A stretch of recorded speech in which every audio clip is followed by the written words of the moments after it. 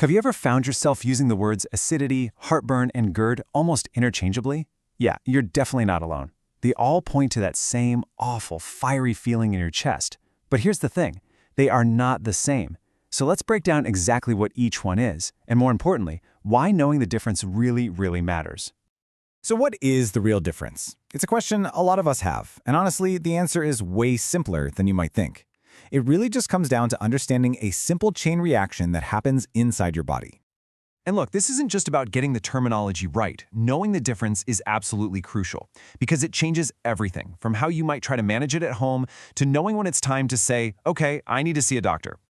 To get this chain reaction, we have to start at the very beginning, the source of the problem itself. And that source? Well, it's acidity. Okay, first things first. Stomach acid itself is not the enemy. We actually need it to digest our food.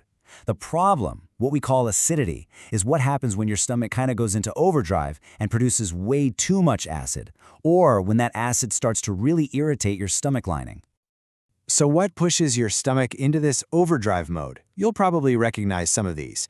Things like skipping meals, a diet that's heavy on spicy or fried foods, and yep, even high levels of stress can all tell your stomach to ramp up acid production. Same goes for stuff like smoking or maybe one too many cups of coffee. So you've got your stomach churning out all this excess acid. Where does it go?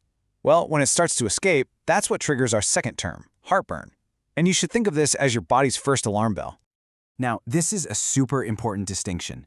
Heartburn isn't a disease. It's the symptom.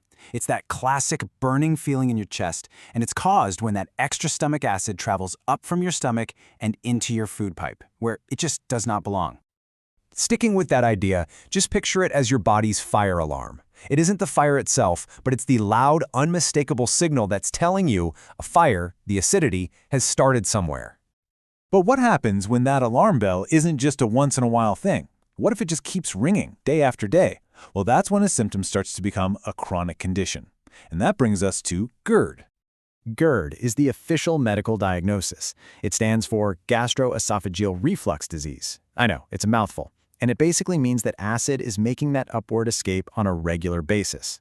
Often, the root cause is mechanical. There's a little valve, like a tiny gate between your stomach and your esophagus, that's gotten weak and isn't closing properly. And with GERD, the symptoms often go way beyond just heartburn. We're talking about a constant sour taste in your mouth, feeling food come back up, or even things you might not connect to your stomach, like a nagging cough that won't go away or a hoarse voice. It's all caused by that constant acid irritation. And this is exactly why ignoring GERD is such a bad idea. Over time, that constant exposure to acid can do some serious damage to the lining of your esophagus, and that can lead to some pretty nasty complications, like ulcers or a condition called Barrett's esophagus, which is when the cells themselves actually start to change. This slide right here really pulls it all together. It's a simple progression, right? Acidity is the cause, too much stomach acid. Heartburn is the symptom, the alarm that goes off because of the acid. And GERD is the chronic disease. That's what we call it when that alarm just never shuts off. Cause, symptom, disease. So now that we understand the difference, let's get to the most important part. What can you actually do about it? Let's turn all this information into a real plan. You know, the first line of defense is often simple lifestyle changes that can have a massive impact. Eating smaller meals puts less pressure on that little valve. Waiting a few hours before lying down just lets gravity help you out. Even propping your head up a bit while you sleep can make a world of difference.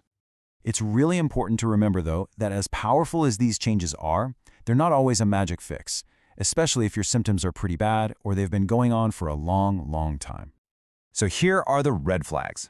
If your symptoms are just not going away, if you're having trouble swallowing, or if you notice any of these other serious signs, it is time to stop trying to manage it yourself and go see a doctor. These definitely require a proper medical checkup. So, if you take just one thing away from this whole explainer, let it be this. Acidity is the cause. Heartburn is the symptom it creates, and GERD is the chronic disease you can get when that whole cycle goes on and on unchecked. So now you know the difference. The last question is really for you. Take a minute and think about your own daily habits. Are they helping protect you from this whole chain reaction, or could they be the ones lighting the match?